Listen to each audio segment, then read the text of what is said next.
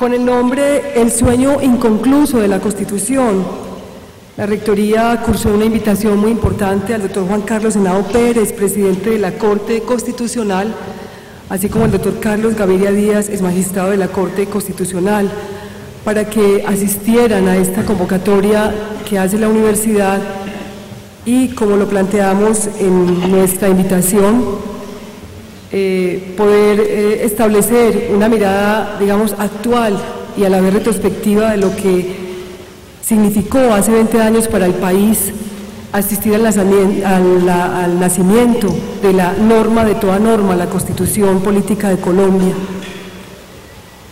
Por ello, la presencia en nuestra universidad, tanto de quien hace de tenor principal en los asuntos de la Corte Constitucional, como de quien en su momento fuera presidente de la misma, connota un valor primordial para la cátedra pública en su intención de reflexionar sobre la Constitución como un asunto de todos y no de especialistas o de profesionales o de gobernantes o de sabios.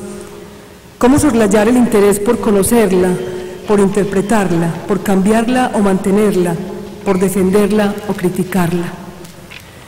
Queremos dar nuestra bienvenida en condiciones de anfitrión de nuestros ilustres invitados y sobre todo también del doctor Carlos Gaviria, ilustre egresado de nuestra institución, es directivo de nuestra alma mater, a quien recibimos con mucho beneplácito y cordialidad.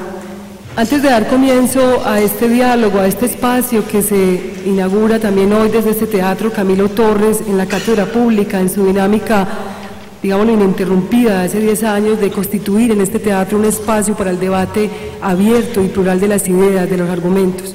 Queremos dar paso al saludo institucional por parte del rector de nuestra universidad, el doctor Alberto Uribe Correa.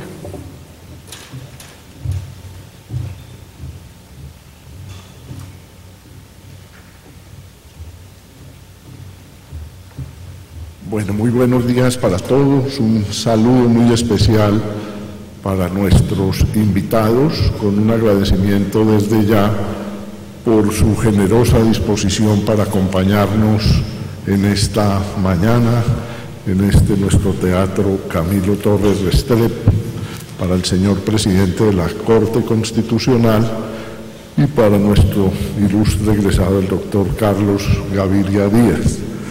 Quiere la Rectoría, con estos espacios de debate, pues contribuir a la formación integral de nuestros estudiantes.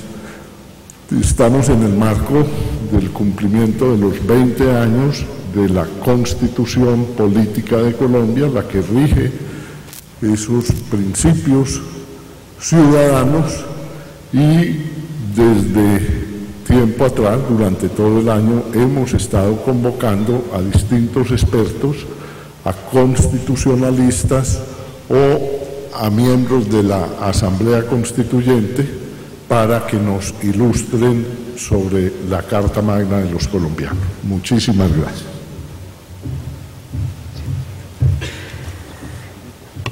Bueno, les recuerdo que la cátedra tiene una dinámica que es especial, y es que hay micrófonos habilitados, 4 de ellos dispuestos para la audiencia que está presente acá, para que al final, de mano de la moderadora de esta cátedra, se puedan hacer las preguntas precisas y concretas a nuestros invitados.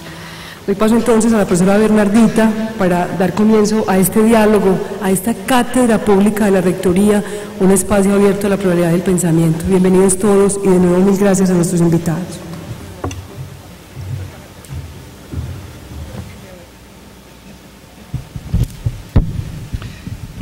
Bueno, muy buenos días.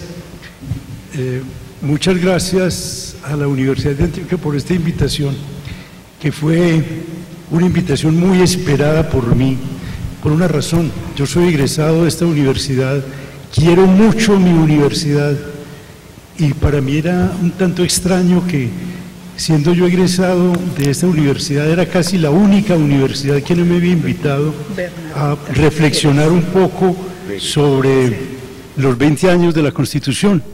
Esta casi que fue una invitación peleada, litigada, pero me encuentro muy contento de estar con ustedes y poder reflexionar, además con mi gran amigo, el doctor Juan Carlos Henao, hoy presidente de la Corte Constitucional, sobre la Constitución del 91.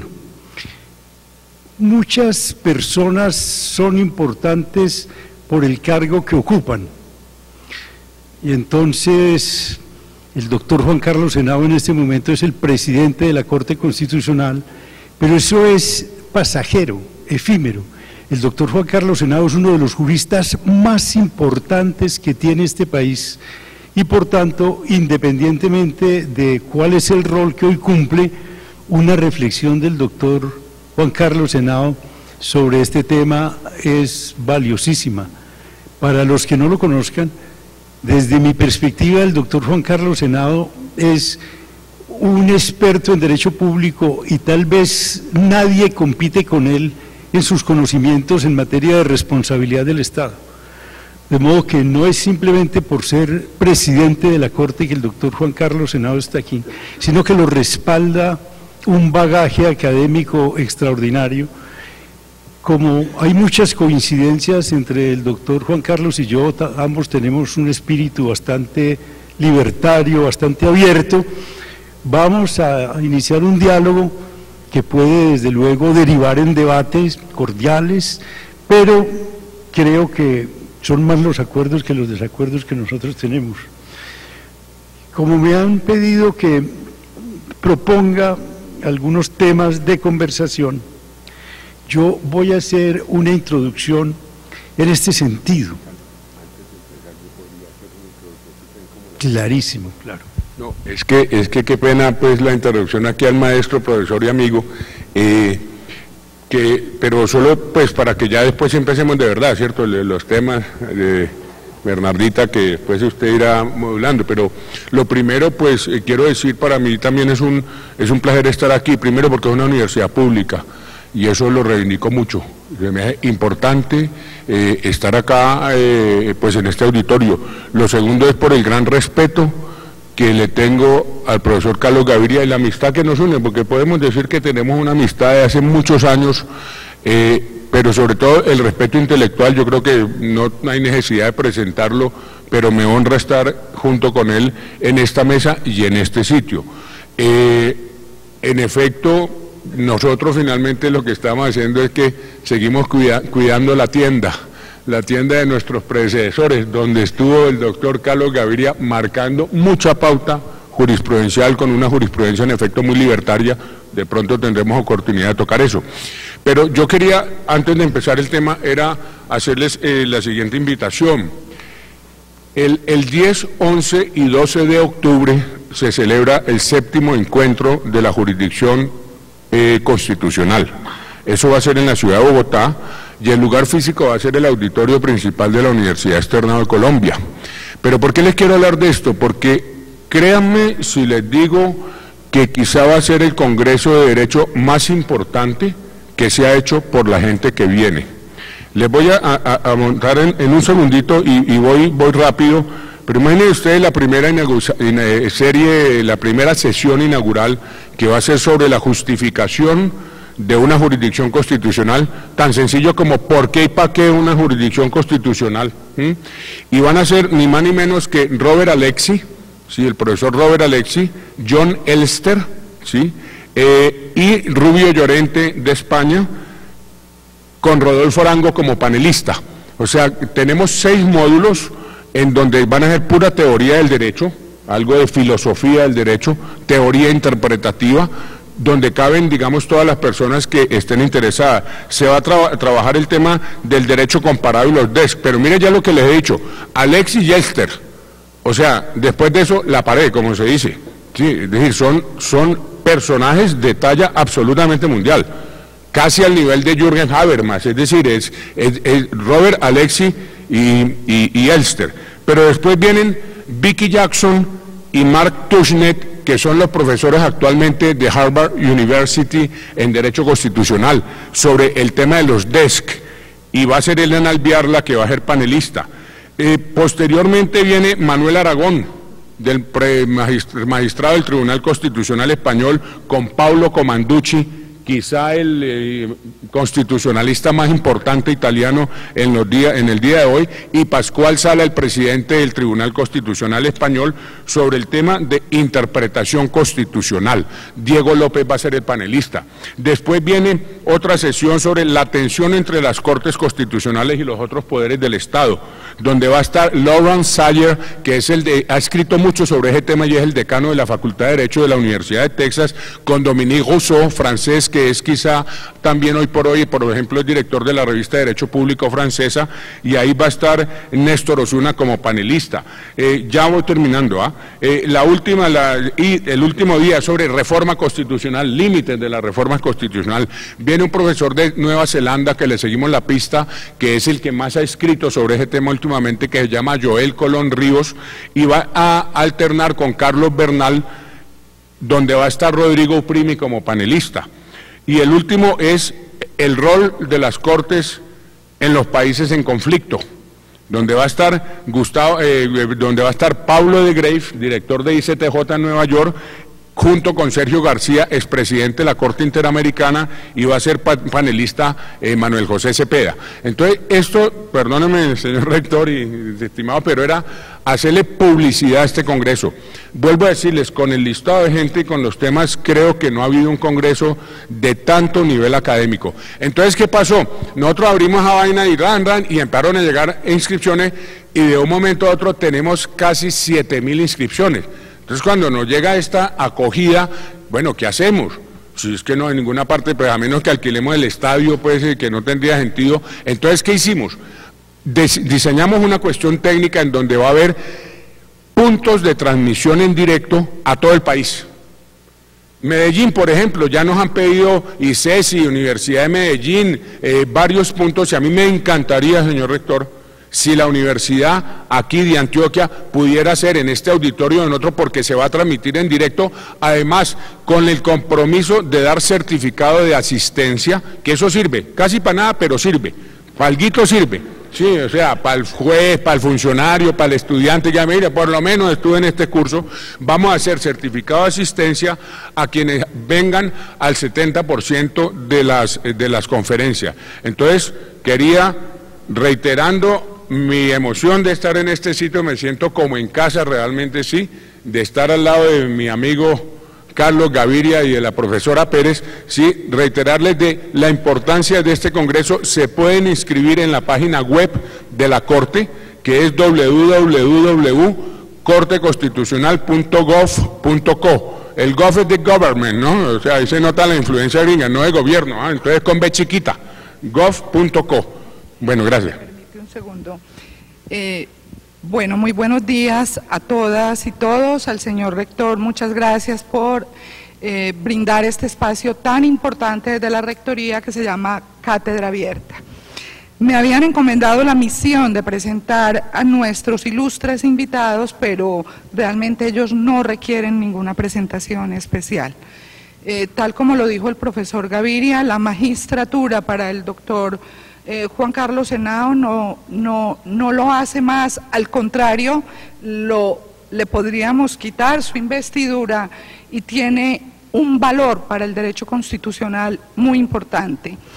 Quiero simplemente, antes de abrir ya para cada uno de nuestros expositores su presentación, ambientar dos eventos que me parecen importantes.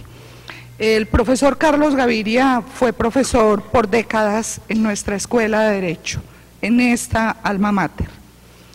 Yo recuerdo muy bien, en los tiempos de la séptima papeleta, la convocatoria a la constituyente, yo ya era egresada a la sazón, y la facultad hizo algunos foros para discutir el tema. Y quiero que el doctor Gaviria ahora en su exposición se refiere específicamente a este asunto. Él era altamente pesimista con un proceso constituyente. Recuerdo esos foros tan emotivos que se hicieron en nuestra Facultad de Derecho, donde se tomaba muy en serio lo que significaba un proceso constituyente y la preocupación que se cernía tras de dicho proceso. Quizá 2 años después, lo vimos en los pasillos de nuestra facultad, deambulando, y a alguno le preguntamos: profe, a usted lo pusieron en una lista para la Corte Constitucional, ¿usted va a ir a hablar con algunos congresistas? Porque nos han dicho que eso requiere un lobby importante, ir a hablar con congresistas y demás para obtener dicho mérito. Y sé y me consta que el profesor Gaviria no se movió de la ciudad y obtuvo su curul en la Corte Constitucional, y todos sabemos pues de la labor tan importante que hizo en dicha Corte, y posteriormente pues ya en el ámbito de la política, en el Congreso, y actualmente como funge de simple militante del Polo Democrático Alternativo. El doctor Juan Carlos Henao lo conocí en ese entonces por los tiempos de la Constituyente, y creo que ya en vigencia de la Constitución. Él era procurador delegado ante el Consejo de Estado en ese tiempo. Normalmente la figura de los procuradores delegados ante los tribunales son figuras, discúlpeme doctor, relativamente anodinas, pasan bastante desapercibidas. Casi ni se leen los conceptos fiscales. La característica del doctor Juan Carlos Henao, que era delegado ante la sección tercera, quizá la más importante del Consejo de Estado, era que sus conceptos fiscales eran leídos y tenidos en cuenta. Recuerdo muy bien uno, para mí, quizá de los más importantes, mis alumnos lo leen, profe, el que usted hizo en defensa de la responsabilidad patrimonial del poder constituyente. Fue un concepto muy importante y es un texto definitorio en la teoría de las responsabilidades. Ya el doctor Carlos Gaviria dijo, quizá es nuestra máxima autoridad en ese tema. Hoy hace un excelente e importante trabajo desde esa difícil tarea de ser juez constitucional. Entonces, con ustedes, nuestros dos ilustres invitados, vamos a ponerlos a que ellos decidan quién quiere intervenir primero. Lo que ocurre es que hemos convenido que yo toco algunos temas que me parecen importantes y los conversé con Juan Carlos y luego conversamos sobre ellos, si te parece. Bernardita, muchas gracias. Y me agrada mucho que tú vayas a ser de moderadora y que asumas tu función como debe asumirse. Si estamos abusando del tiempo, etcétera, nos lo dices. Y además muchas gracias por recordar cuál era mi posición frente al proceso constituyente que culminó con la Constitución de 1991, absolutamente pesimista y escéptico. Y yo pienso que justamente ese puede ser uno de los temas de conversación ahora, y era escéptico por una razón, porque yo sé que entre nosotros existe una vieja costumbre, un viejo hábito casi irremovible, que consiste en elaborar textos impecables para mostrarlos en los escenarios internacionales para que vean cómo ha progresado Colombia, qué bien, qué constitución la que Colombia tiene, pero eso sí, que nadie se vaya a atrever a sacar conclusiones de esa constitución que vayan a incidir en la realidad. O sea, entre nosotros existe una vieja tradición de que existe una brecha inmensa entre lo que los juristas realistas norteamericanos llaman el derecho en el papel y el derecho en la vida. Y mi temor consistía en eso. Hay tanta ilusión acerca de la expedición de una nueva constitución, que con la nueva constitución se va a lograr la paz, se van a lograr muchos progresos en el país, etcétera. Y yo creo que hay cosas que se han logrado, pero las que no se han logrado obedecen, creo yo, a ese mismo hábito. Y algo más, las que se han logrado muchas veces por la vía judicial, se han logrado a contramano de lo que quieren y opinan quienes siguen siendo dueños de los intereses más importantes de este país, ¿no? Es decir, cuando la Corte Constitucional dicta sentencias que se apoyan sin duda en la Constitución, pero que llegan a conclusiones que no son las que se desean desde esos ámbitos, entonces a la Corte se la enjuicia. Ha habido polémicas intensas sobre la injerencia indebida de la Corte en otros poderes, etcétera, pero eso es materia, podría ser materia de otro debate muy bello que tiene que ver, Juan Carlos, precisamente con lo que es el neoconstitucionalismo. Pero yo propondría que habláramos en principio de 3 temas que considero muy importantes dentro de la Constitución. Haciéndoles esta advertencia, esta es una Constitución utópica. Cuando se habla de una Constitución utópica no la estamos descalificando, no estamos diciendo que es una Constitución que habita en un ámbito distinto al nuestro, no. Se toma la utopía en su sentido etimológico riguroso, lo que todavía no tiene lugar, pero que se desea que tenga lugar. Esa es la utopía.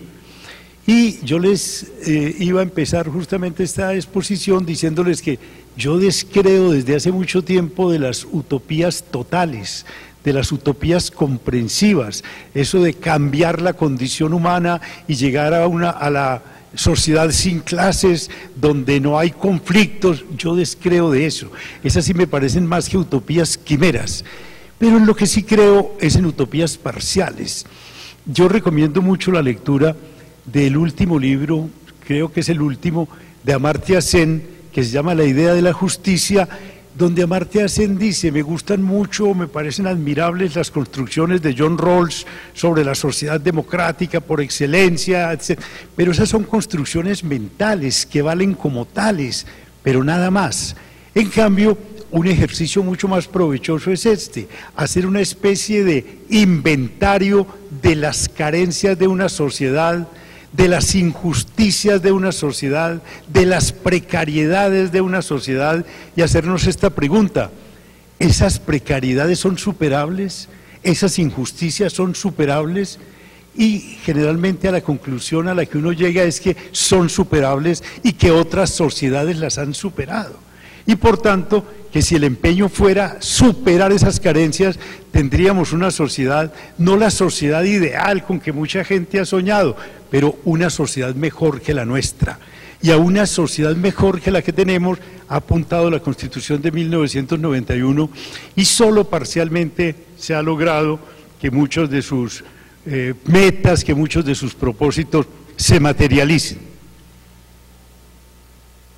Yo propongo estos 3 temas. Primero, como la Constitución desde su artículo 1 dice que Colombia es un Estado pluralista, lo que significa que es un Estado donde varias o muchas opiniones, muchas formas de vida, muchas maneras de enjuiciar la realidad social, la realidad histórica, son válidas.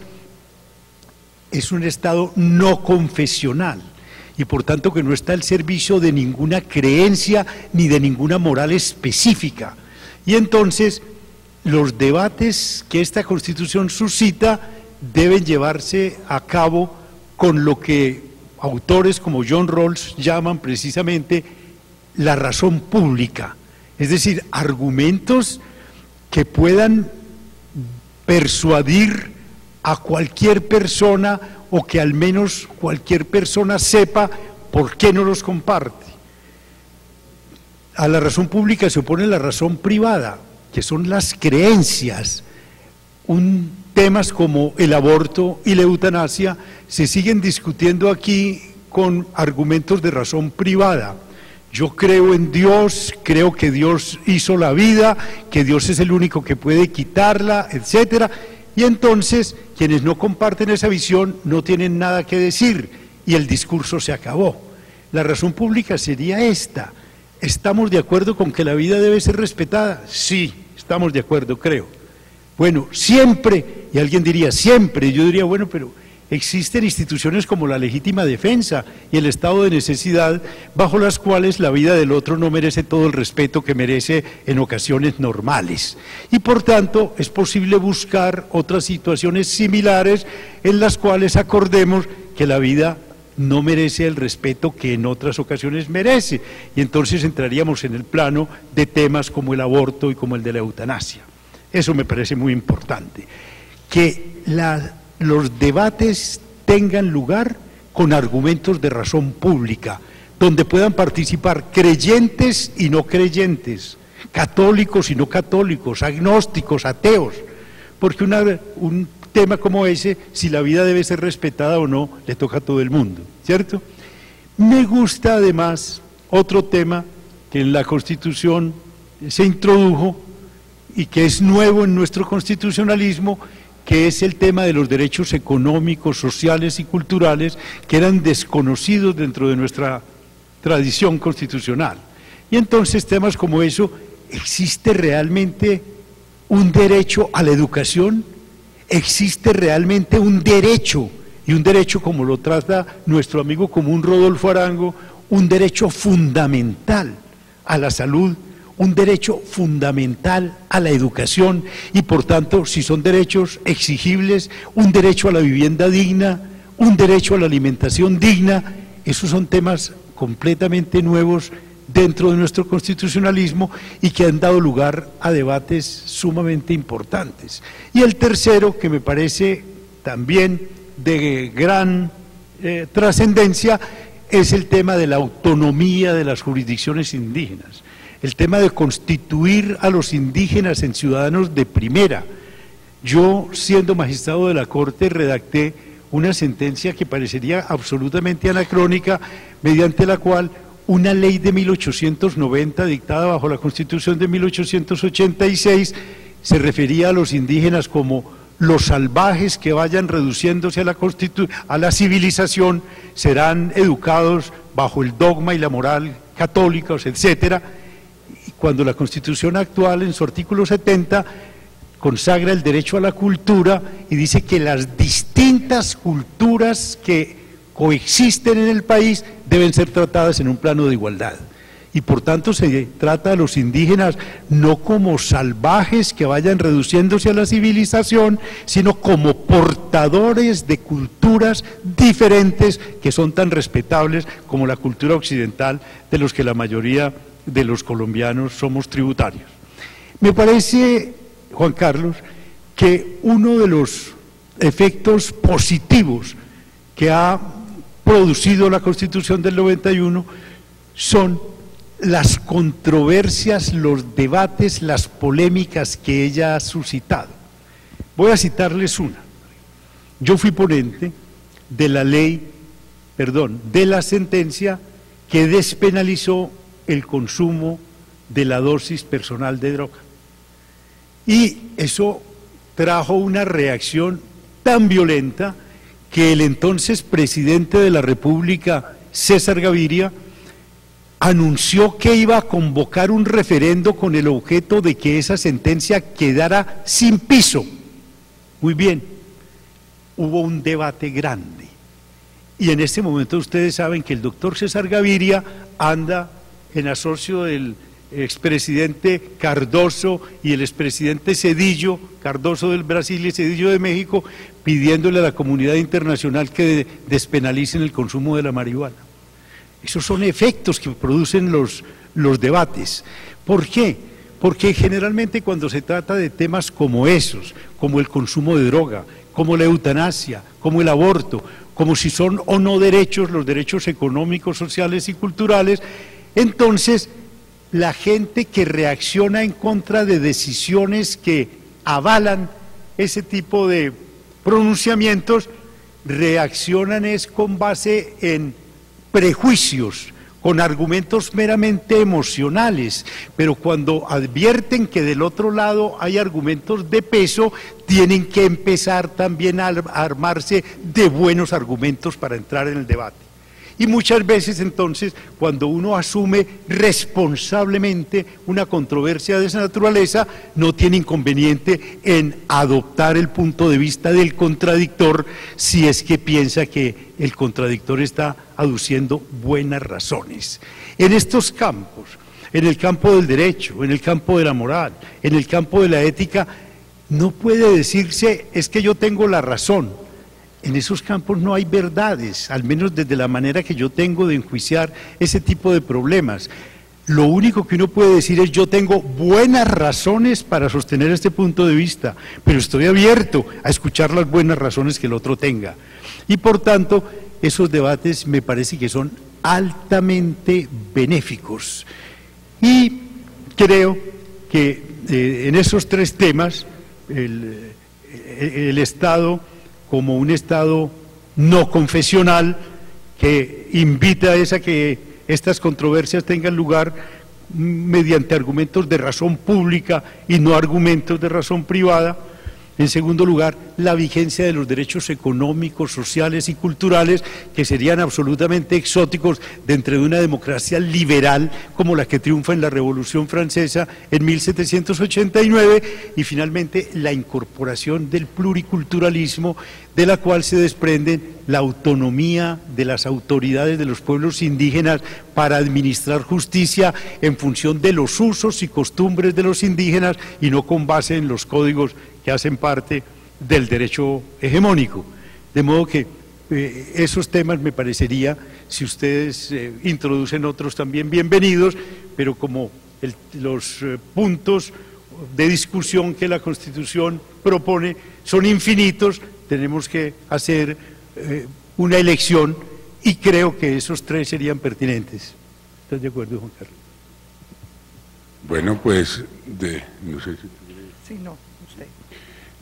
Digamos muy lúcido lo que se está diciendo, porque son tres temas del mayor interés y la idea creo que es hacer una especie de lo que se llama hoy en día conversatorio, ¿no? Sí, en donde supongo que habrá también participación, ¿cierto?, del público. Pues vamos por partes. Yo sigo el mismo orden, digamos, en eso también me declaro como el profesor Gaviria, pues un utopista moderado. Sí, es decir, no tanto en la onda de Bakunin, de Jean-Pierre Proudhon, sí, sino una persona, como él lo decía de una manera como siempre profunda y sencilla, es que la utopía significa que lo que no tiene lugar pero se desea que tenga lugar, y eso está muy vinculado con el sueño del ser humano, con las ilusiones del ser humano, de cualquiera, entre otras desde la vida individual hasta las vidas colectivas. Digamos, el utopismo ha sido una corriente filosófica fundamental en las sociedades y en el pensamiento de la teoría política, quizá de los que más ha aportado.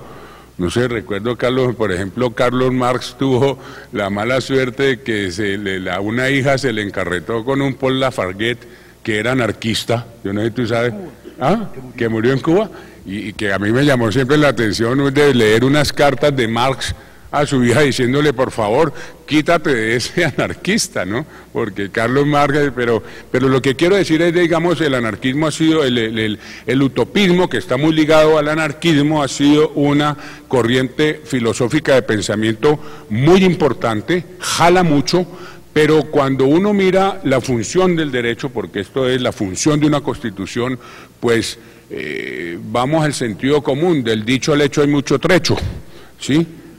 Nuestra Constitución es una Constitución dadivosa de derechos, múltiples derechos, vamos a desarrollar poco a poco, y la función obviamente del Estado en general y de una jurisdicción constitucional en concreto es de ir avanzando, de irle ganando terrenos a esa utopía, de irle colocando topos, ¿sí?, a los derechos en una forma escalonada, pero siempre sabiendo que ese es el norte que tiene que tener una constitución. Y en ese sentido soy defensor acérrimo del postulado general de la Constitución del 91,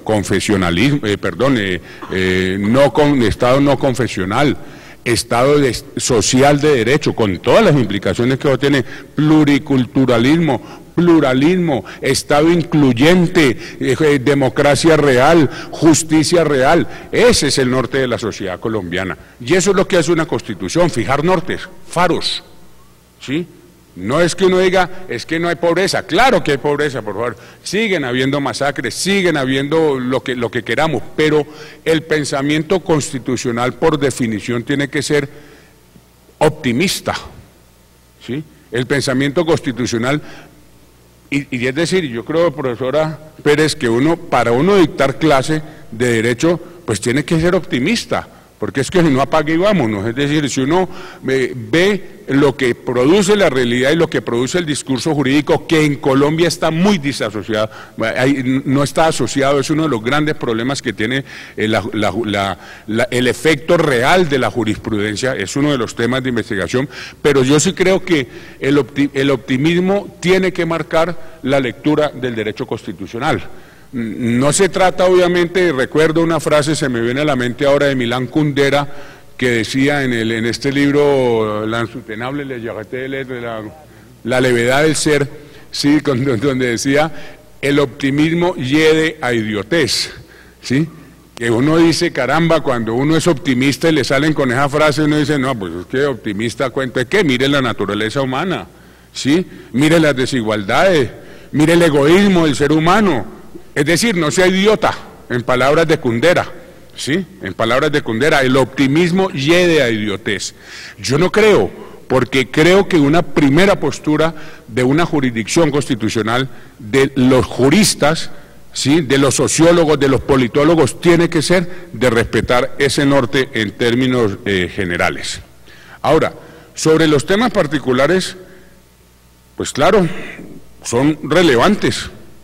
El pluralismo, a empezar, la sociedad colombiana en la Constitución del 91 y a diferencia de la Constitución del 86, porque es que eso hay que decirlo claramente, porque a veces se dice que es que la Constitución del 91 no fue gran cosa. Claro que fue gran cosa, en mi entender fue un cambio casi de paradigma constitucional, donde se empezó a hablar un lenguaje distinto que está revertiendo en la sociedad, y uno de esos temas fue lo del pluralismo. Y en efecto estamos en un estado que no es confesional, es que recordemos que la Constitución del 86, por allá en un artículo, creo que era el 34, decía que la religión católica era la religión, ¿cómo era que decía? Del pueblo colombiano, ¿sí? Y había que seguirse a esa creencia para ser constitucional, ¿me explico? Eso digamos, y eso se rompe, y eso tiene un significado importante. Y lo tiene porque en efecto yo también creo este tema de la moral pública y no de la moral privada. Y permítame, yo les hago, esta mañana, antes de llegar acá, me llamaron de medios de comunicación porque hubo una noticia que salió ayer en donde hubo unas denuncias penales que se hicieron contra unos magistrados de la Corte Constitucional por parte del señor Procurador General de la Nación por un caso de aborto. Entonces, ¿usted qué opina de eso? Le dije, mire, ¿qué opino? Uno, el procurador puede, que no fue él, pero fue su procuradora delegada, Ilva Miriam Hoyos, procuradora delegada de familia. Los hechos, ¿cuáles eran? Básicamente, sacamos, entre otras, eso fue una sala de revisión compuesta por, y cosa rara, denunciaron a Sierra y a Vargas, pero no a María Victoria Calle. ¿Por qué? Vaya uno a ver por qué no cuando la han debido meter en la misma, por lógica debió estar ahí, yo lo hablé con ella, sí, lo hablé con ella. Entonces, uno dice, primero, el procurador puede denunciar, claro, todo el mundo puede denunciar, claro. Segundo, ¿los magistrados tenemos corona? No, no tenemos corona, somos objeto de denuncias. Pero, ¿qué hay detrás de eso? Digamos, ¿qué hay detrás de eso? El tema no es si se denuncia o no, porque bueno, que se denuncie. ¿Y usted qué piensa que debe hacer la Comisión de Acusaciones? Pues que haga su trabajo, allá verá si el día de mañana condena, porque ¿cuál era el tema que se estaba discutiendo? Que es la noticia que está, ustedes saben que este país produce noticias cada día, una pelotera de noticias, ¿sí? La noticia era, bueno, ¿qué fue lo que hicieron los jueces? Pues supuestamente los jueces lo que hicieron fue no denunciar penalmente a la niña que había hecho el aborto, ¿sí? Que lo pidió, no se lo hicieron, y como no se lo hicieron, ella tenía que abortar por problemas mentales y de eclampsia, sí, por problemas mentales y de eclampsia, entonces ella terminó abortando por fuera del sistema de seguridad social, y el argumento es que como los magistrados no denunciaron a la niña, ¿sí? Podrían haber incurrido en delito de omisión de denuncia de delito. Entonces sabrá mejor que yo. Listo, que se haga la denuncia. Pero yo sí creo, y lo dije claramente, y lo repito aquí, una cosa es lo que diga la Procuraduría General de la Nación y otra cosa es lo que diga la Corte Constitucional. Sí, yo quiero hacer sobre eso una observación que me parece que es sumamente importante. Yo voy a hacer una afirmación totalmente clara y radical. A mi juicio, el señor Procurador General de la Nación no está habilitado para cumplir esa función. Y eso tiene que ver con lo que yo ahora les dije, que yo no creo que en este campo haya verdades ni alguien que tenga razón, sino que tenga o no buenas razones para defender un punto de vista. El señor Procurador General de la Nación es católico y casi todos los colombianos lo son. Eso no es ningún defecto, ninguna falta, pero él tiene que saber que su misión no consiste en darle preeminencia a su creencia en el dogma católico sobre lo que la Constitución establece y la Constitución interpretada por su intérprete natural, que es la Corte, y él insiste en que como él es católico, él tiene la verdad, él tiene la razón y que los equivocados son los otros. Les voy a poner un ejemplo para que vean a qué me refiero cuando digo que en un estado como el nuestro hay que usar argumentos de razón pública y no argumentos de razón privada. Yo puedo decirles a ustedes algo. Miren, prepárense que en el año 2012 se acabe el mundo. Y me dicen, ¿y usted cómo lo sabe? Le digo, muy sencillo, se me apareció anoche un ángel del Señor en mi estudio y me comunicó esa verdad. Miren, esa persona que obra así tiene todo el derecho de organizar su vida pensando que el ángel se le apareció, que es un mensajero del Señor y que se acaba el mundo en el año 2012. No hay que quitarle ese derecho es suyo. Pero a lo que no tiene derecho es a que todos los demás organicemos nuestra vida de acuerdo con la visión que él tuvo. La visión puede ser válida para él. Perfecto, pero que luego apele incluso a la coacción del Estado para que diga, mire, estos señores están en el error, no saben que el mundo se acaba el año entrante y vea cómo se están comportando. Eso es lo que ha prevalecido entre nosotros, una conciencia dogmática que cree que los dogmas son verdades y verdades inamovibles y que tienen que serlo para todo el mundo. El Estado pluralista lo que dice es, aquí tenemos que convivir, personas católicas y no católicas, cristianas y no cristianas, ateos, agnósticos, creyentes, y por tanto, si nos vamos a entender, porque ese es el reto bello, vamos a vivir civilizadamente, pero dialogando, discutiendo, pero con argumentos, como yo les decía, que sean de razón pública y no de razón privada. Y el señor procurador antepone los argumentos de razón privada. Él es católico, él piensa que la vida, que para todos es un bien extraordinario y un derecho, como lo dice el artículo 11, un derecho inviolable, pero que entonces, de acuerdo con las prescripciones del dogma católico, Dios es el autor de la vida y Él es el único que puede determinarla. ¿Y qué hacemos los que no creemos en esas cosas? Cuando lo que trata el Estado colombiano con la nueva Constitución es de que tanto derecho tenemos los que no creemos en esas cosas como los que sí creen. Lo mismo que miren ustedes el pluriculturalismo que acaba de tocar también Juan Carlos, ¿qué es esto? La unidad nacional puede lograrse de dos maneras. Un método es el método reductivo, que todos hablemos español, seamos católicos, tengamos la misma cosmovisión, etcétera. Y otro es al contrario, que cada uno crea en lo que cree que es legítimo creer, ¿cierto? Que las culturas indígenas son culturas y por tanto que ellos tienen derecho a defender, y así lo ha decretado el Estado, lo ha declarado el Estado en el artículo 70 de la Constitución, su manera de vivir, que no son salvajes que se van a reducir a la civilización, sino que son portadores de una cultura distinta a la nuestra. Y por tanto, lo que uno puede preguntarse es esto: ¿cuál vía es más apta, más eficaz para construir unidad nacional? ¿La de la diferencia o la de la identidad? La Constitución del 86 ensayaba era la vía de la identidad, que todos hablemos español, que se acaben las lenguas indígenas, que todos seamos católicos y le consagremos al Sagrado Corazón de Jesús. Entonces el presidente tiene la obligación, tenía hasta que la Corte declaró inconstitucional esa ley, de consagrarle el país al Sagrado Corazón de Jesús. Yo no estoy en contra de la religión, quiero ser claro, pero lo que sí estoy en contra es de que la religión como creencia se les imponga a quienes no comparten esa creencia.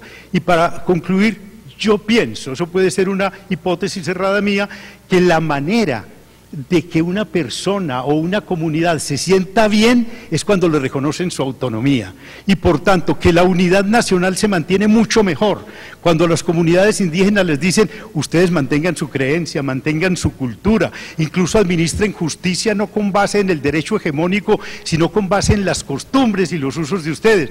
Yo me siento mucho más cómodo en una comunidad de esas, y por tanto me siento más solidario, mucho más estimulado a construir la unidad nacional. Yo tengo, por ejemplo, una hipótesis, que si en España no se hubiera declarado la autonomía de las regiones españolas, España hubiera explotado hace mucho tiempo en 1000 pedazos. ¿Por qué? Porque los andaluces son muy distintos de los castellanos, y los castellanos distintos de los vascos, y distintos de los catalanes. Si los fuerzan a que lleven la misma vida y piensen de la misma manera, el camino que les queda es retirarse de esa sociedad que los trata así.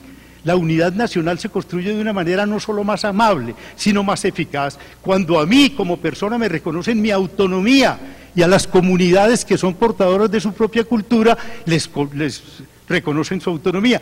Ese es un contraste de la Constitución del 91 con respecto a la Constitución del 86, que yo no vacilo en declarar constituye un verdadero progreso. No, maravilloso. Además que se sigue emocionando, mi querido Carlos. Está bien para que haya una mayor participación, porque yo estaba diciendo, pues, lo del procurador, básicamente de qué se trata, y lo dije claramente en las declaraciones hoy. Le dije: mire, él puede pensar lo que sea, digamos, no me meto en eso, y como presidente de la Corte Constitucional yo no voy a entrar en conflicto. Considero que estamos a otro nivel, y ese no se trata de entrar en conflicto, pero sí dejar cosas claras. Por ejemplo, el procurador puede ir lo que sea, pero lo que impera es la jurisprudencia de la Corte Constitucional. 2, mensaje claro enviado sobre ese tema. El aborto sigue existiendo en Colombia, en las 3 hipótesis que abrieron nuestros predecesores. Eso no hay tutía, eso no hay discusión.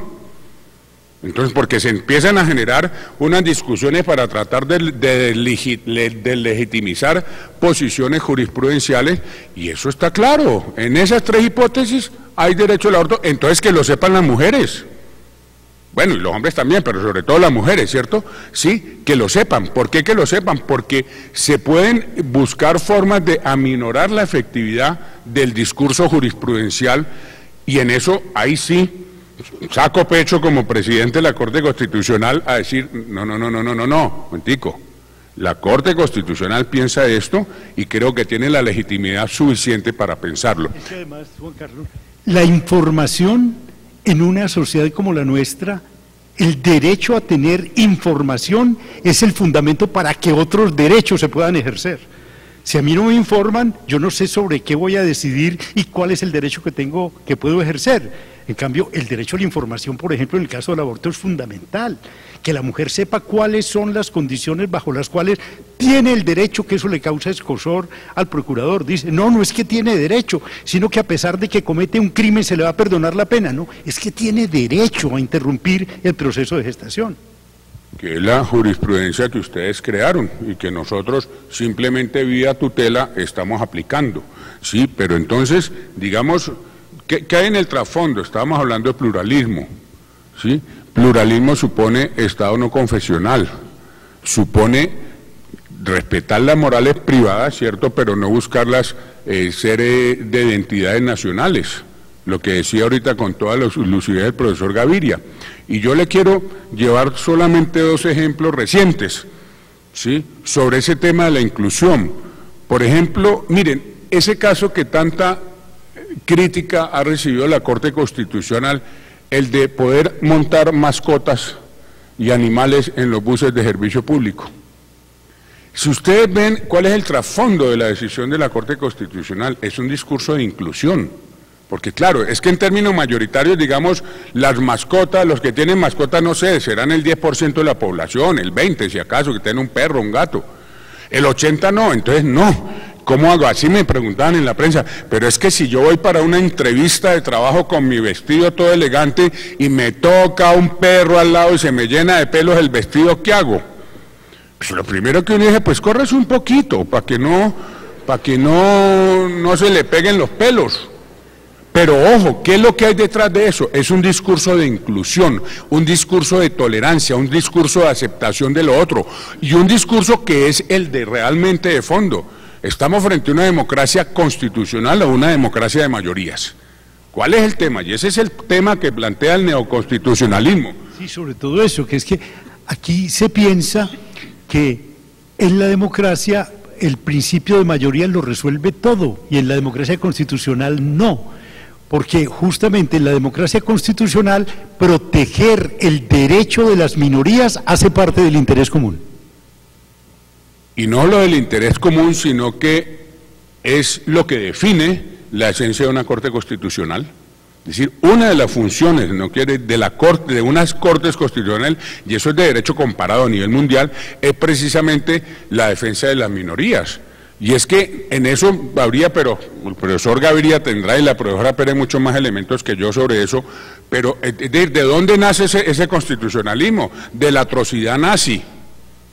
Sí, es que el nazismo fueron 33 millones de alemanes haciéndole así a Hitler, la locomotora. Entonces cuando dije, sí, y obviamente, todo era legítimo, sí, había constitución, sí, había constitución formal, sí, pero ¿basada en qué? Entonces de ahí es donde viene que fue producto más europeo de una concepción de un constitucionalismo diferente que no se sustentara solamente sobre el derecho de la mayoría, porque esa concepción había producido históricamente la atrocidad que había sido el fascismo, ¿sí? Pero les digo, porque estamos, digamos, entre teoría y práctica, lo de los perros mascotas es un ejemplo reciente, y a mí me ha impresionado, porque me toca ponerle el frente como presidente a todos los medios de comunicación, las reacciones tan intolerantes de la sociedad. Es que creo que hasta en términos de sondeo estamos mal la Corte Constitucional. 70% que dicen que no se puede montar ningún animal. Y es que aquí es donde vienen también los temas de teoría de la interpretación que justifican la legitimidad del discurso de una Corte Constitucional. Lo decía el profesor Gaviria al principio, por aquí tengo anotado sobre lo que él decía, es decir, cuando se trata de buscar una ponderación de derechos, porque es que miren ustedes, es muy fácil decir, no se puede montar ningún animal en un bus. Eso es lo que decía la ley. ¿Qué es lo que dice la Corte Constitucional? Usted no tiene por qué sacrificar totalmente ese derecho, cuando lo puede hacer convivir con otros derechos, los puede hacer convivir en términos de armonía y de inclusión social. Entonces nosotros no es que digamos que monten elefantes y jirafas en el metro de Medellín, no, eso no lo ha hecho la Corte. ¿Qué es lo que la Corte ha dicho? Respetemos a la gente que tiene animales, mascotas, libertad de empresa del señor empresario, reglamente, pero no excluya, que vuelvo al punto del discurso excluyente y de identidades en donde todos somos uno, ¿sí? O el de la diversidad en donde hay lugar a este pluralismo. Mucho más hermoso, sin lugar a dudas, la segunda hipótesis. Y eso me trae a colación otro ejemplo, que también ha sido criticado, el ejemplo reciente de la Corte Constitucional en donde se consideró que el trabajo sexual ejercido en términos de prostitución da lugar a relaciones laborales. ¿Por qué? Obviamente miren ustedes, siempre la prostituta es excluida, maltratada, ¿sí? Completamente. ¿Qué dice la Corte Constitucional? Un momentico. Una cosa es que usted quiera ir a una de las prostitutas, una cosa es que usted considere que eso es ético o no es ético, pero otra cosa es el nivel de protección que se le tiene que tener a una persona. Y el caso era, entre otras, muy lindo, esos casos como anillo al dedo que llegan. Era una señora, bueno, de 22 años, una pelada de 22 años que ya tenía un hijo, que trabajaba como trabajadora sexual, que trabajando quedó esperando de uno de sus clientes, ¿sí? Al quedar esperando de uno de sus clientes, empezó la pipa a nacer, a crecer, hasta que el dueño del burdel le dice, mire, mi amor, no más, váyase, y la echa, y no le pagan licencia de maternidad, no le pagan absolutamente nada. Entonces ella mete acción de tutela. ¿Qué dicen los jueces de instancia? Objeto ilícito. objeto ilícito, que eso plantea entre otros unos temas teóricos. Lo que pasa es que aquí yo mejor me voy callando porque si no me encarreto demasiado, pero que es todo el tema de la disponibilidad del cuerpo humano, ¿no? ¿Hasta dónde yo soy dueño de este pechito? ¿Es mío? Uno dice que sí. Mentira, véndalo. ¿Usted puede vender la oreja? No. ¿Puede vender el riñón? No. Entonces, ¿dónde está la vaina de que usted es dueño de ese cuerpo? ¿Hasta dónde va ese derecho? Que eso se plantea en este caso concreto, porque ese era el sustento para decir que la venta o el alquiler, bueno, sería más como alquiler, me supongo, ¿cierto? No venta, más como alquiler temporal del cuerpo a otra persona, eso tiene objeto ilícito. ¿Qué dice la Corte? Y vuelvo a decirle, ese tema de la disponibilidad del cuerpo humano, pues eso es lo que tiene que ver con el tema del velo, que tanto se ha discutido, el velo islámico en la sociedad francesa, ¿cierto? Eso tiene que ver con ejemplos como, perdónenme, les doy ese ejemplo porque es que constitucionalmente muy lindo el caso de los enanos. ¿Tú lo conoces, Carlos, el de los enanos en Francia? Esa es que lo lanzaban como una pelota. Ojalá no me pierdan lo que estoy diciendo porque estoy en paréntesis, pero miren ese caso solo para temas de reflexión, porque creo que se trata de eso hoy. Una discoteca en Francia. Y un empresario, dueño de la discoteca, se le ocurre una idea genial. ¿Cuál idea? Digamos que esta es la discoteca, y pone unos enanos que los lanzan por arriba y que caen al otro, pasan por encima de los que están ahí rumbeando y bailando, etcétera, y caen al otro lado y vuelven y se lanzan. Entonces, claro, uno cuando está bailando está viendo enanos pasar por encima, y ese espectáculo se vuelve de tal naturaleza que obviamente todo el mundo empieza a ir a esa discoteca. Listo. Entonces un buen día, el alcalde se entera, dice, ajá, ¿y esto qué es? Cierra la vaina, se cierra la discoteca, prohíbo ese espectáculo y se cierra. Entonces los enanos demandan, ¿sí? Demandan porque se quedan sin trabajo. ¿Quién tiene la razón? ¿Hasta dónde puedo yo disponer de mi cuerpo humano? Miren ustedes, volvemos al tema, porque es un problema de disponibilidad del cuerpo humano. Los franceses, pero es un tema muy polémico, dijeron, pues se quedaron sin trabajo los enanos, porque usted, enano, no puede con su cuerpo volver objeto de burla el género de enanos al cual usted pertenece. Pero fíjense, esos son debates apasionantes. Yo no tengo esa misma percepción del tribunal francés. ¿Por qué? Porque yo pienso que no puede negarse, no puede invocarse la dignidad humana para negar la libertad. Y por tanto, que si el enano, la única manera que tiene de lograr ingresos y ganarse la vida es esa, él lo puede elegir. Pero naturalmente, ahí tiene usted, yo no puedo decir yo tengo razón frente a Juan Carlos o Juan Carlos tiene razón frente a mí, sino que los dos tenemos que arguir y yo tengo que llenarme de buenas razones para convencerlo a él y él para convencerme a mí. Ese es el diálogo en una sociedad pluralista.